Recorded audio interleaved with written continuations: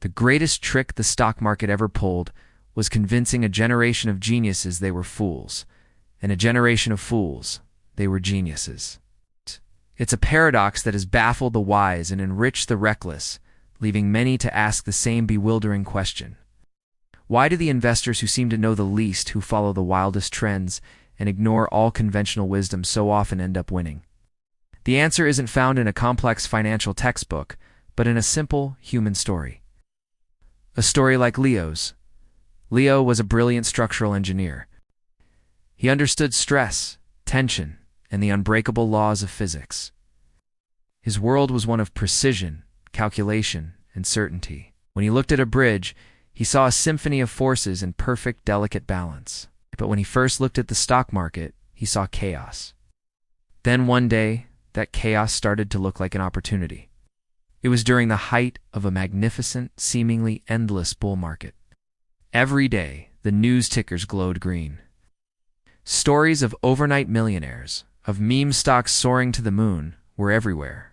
It felt less like investing and more like a global party that he hadn't been invited to.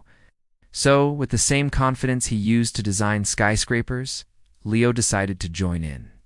He didn't bury himself in books about value investing or economic cycles. Why would he? That was for the old guard, the slow-moving dinosaurs who were missing the rocket ship. Instead, he dived into social media forums and watched charismatic YouTubers who screamed about diamond hands and tendies. His strategy was simple: buy what was hot, what everyone was talking about. He bought a volatile tech startup with a flashy product but no profits. He bought a cryptocurrency named after a dog. He bought a struggling video game retailer that the internet had decided to turn into a revolution. And to his astonishment, it worked. It worked spectacularly. Within 3 months, his small initial investment had doubled, then tripled. Leo felt invincible. He had, in his mind, cracked the code. He began to believe that his success was a direct result of his own unique insight. He saw patterns others missed. He was a natural. This, right here, is the first. Most dangerous chapter in our story, a psychological trap known as the Dunning-Kruger effect. It's a cognitive bias where people with low ability at a task overestimate their ability. In the world of investing, a roaring bull market is the perfect incubator for this effect. It provides constant misleading validation. Every reckless decision is rewarded. Every gamble pays off. The market's updraft lifts every boat, no matter how poorly constructed, and convinces the captain he is a master sailor. Leo was standing confidently on the peak of what psychologists call Mount Stupid, blissfully unaware of the vast valley of despair that lay on the other side. He started giving advice to his friends, scoffing at their safe index funds. "You're leaving money on the table," he'd say, pulling up the glowing green chart on his phone. "You have to be bold. You have to take risks." What Leo didn't understand was that his success had nothing to do with his genius, and everything to do with a single, powerful, invisible force: the market's relentless upward momentum. To understand what was really happening, we need to talk about a concept called beta.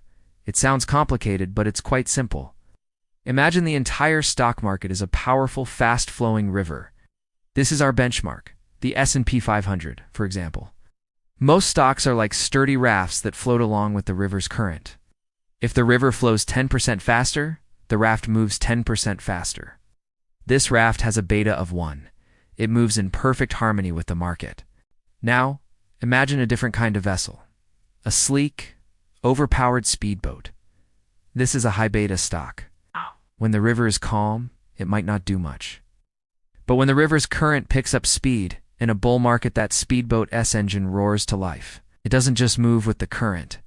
It amplifies it, rocketing forward at 2 or 3 times the river's speed. This boat has a beta of 2 or 3. Guess which boat's inexperienced? Thrill-seeking investors like Leo love. They don't want the sturdy, predictable raft. They want the speedboat. They are drawn to the volatility, the excitement, the explosive potential. Their portfolios become collections of the market's most sensitive, high-risk, high-beta assets. And in a prolonged bull market, this strategy of unintentional genius is almost guaranteed to outperform everything else. The stupid investor who simply buys the most exciting and volatile names will look like a prodigy compared to the careful, diversified professional who is prudently managing risk. The market's tide was rising so high that it made Leo's speedboat look like an unsinkable battleship. The illusion held for another year.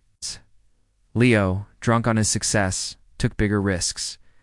He started using leverage, borrowing money, to amplify his bets. His portfolio was a concentrated collection of the market's most volatile darlings.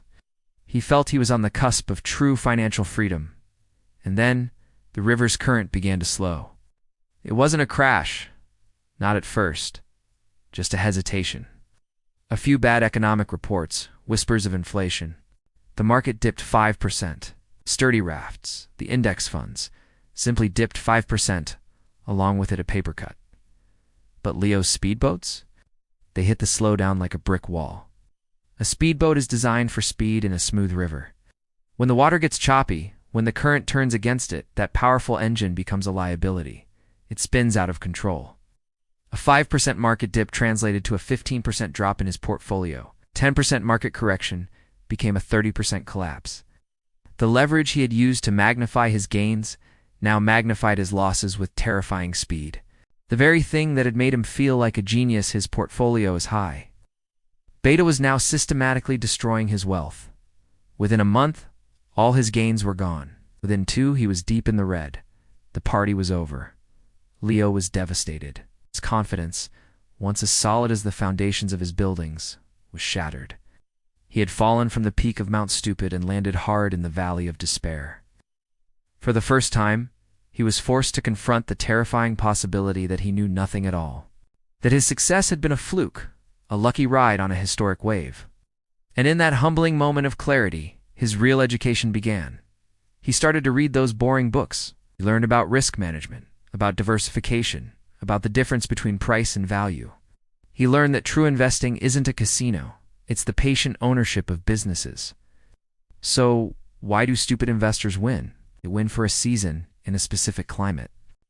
They win because a raging bull market rewards the very behaviors that are, in any other context, deeply foolish.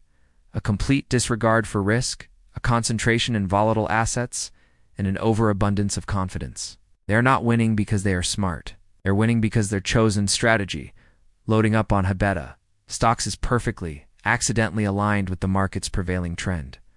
They are the surfers who happened to paddle out just as a tsunami was forming, believing it was their own strength pushing them towards the shore. But here's the essential word of caution. The moral of Leo's story. Bull markets, like all seasons, eventually end. The tide that lifts all boats will, inevitably, go out. And as the great investor Warren Buffett once said, it's only when the tide goes out that you discover who's been swimming naked. The Habeta speedboats will be left stranded and broken on the sand, while the sturdy, well-built rafts will still be floating, ready for the next journey.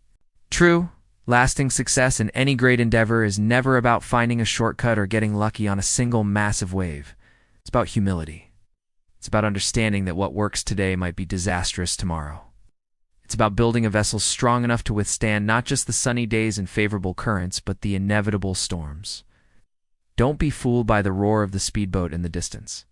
Instead, focus on building your own sturdy craft, learning to navigate the waters with wisdom and patience. Because the river is long, and the greatest victory is not just to ride the wave, but to be there, still sailing long after it has crashed upon the shore.